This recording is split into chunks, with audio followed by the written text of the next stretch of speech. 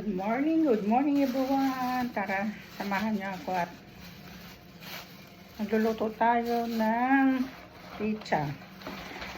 Hapunan natin guys. Ayan. Magbibig tayo ng pizza.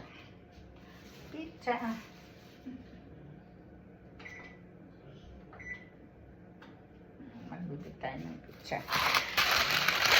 At request ng asawa ko, magpipizza daw kami ngayon. Kaya ito ang lutuin natin.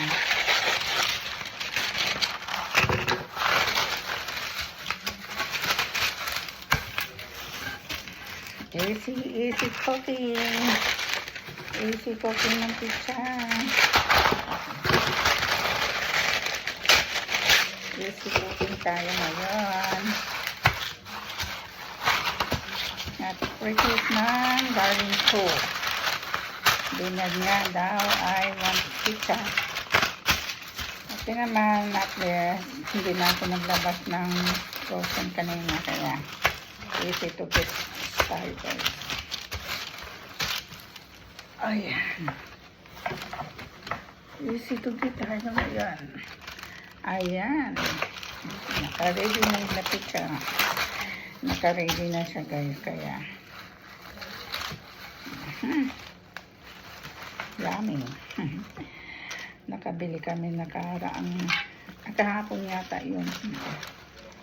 At akala ko cheaper siya. Tinignan ko yung price dun sa tapat niya is $99 lang. Then kumuha ako ng 2 box. And then pagkatapos, bayad na kami. Abay,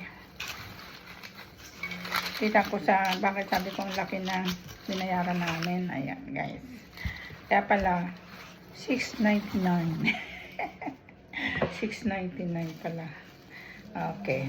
Ayan, guys. Naglagay tayo more na, pepperoni. Kasi paborito na, darling ko, yung maraming topping. Gusto yung maraming topping, kaya magdadagdag tayo ng more pang topping. More topping. Masarap naman talaga pag maraming topping siya. Kasi yan naman ang hinahabol natin, yung topping. Maraming topping, maraming busog. Diba? Pag maraming topping, maraming busog.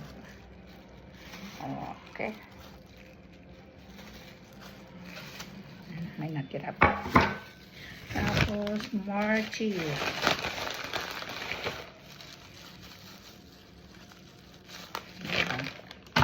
More cheese. More cheese pa.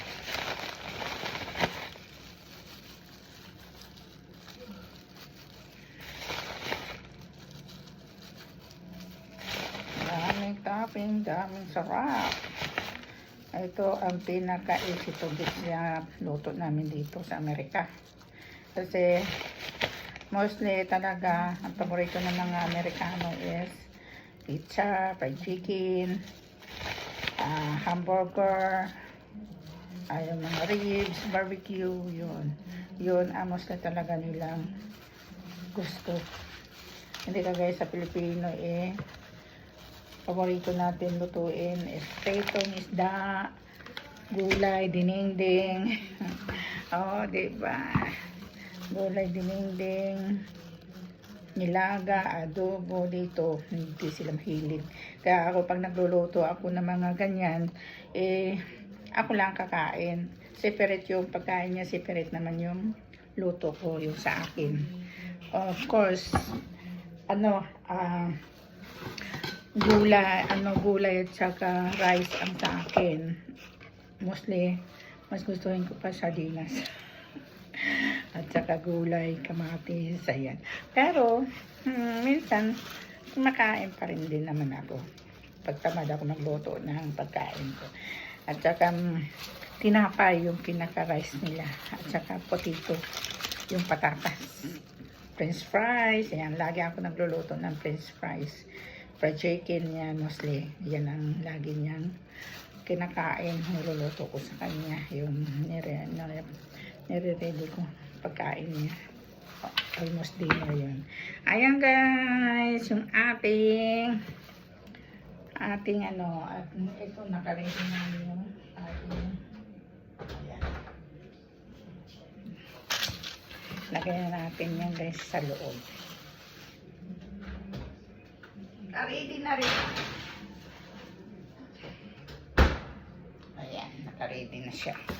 So, yung natira, babalik natin at ilalagay natin sa freezer. Sa freezer.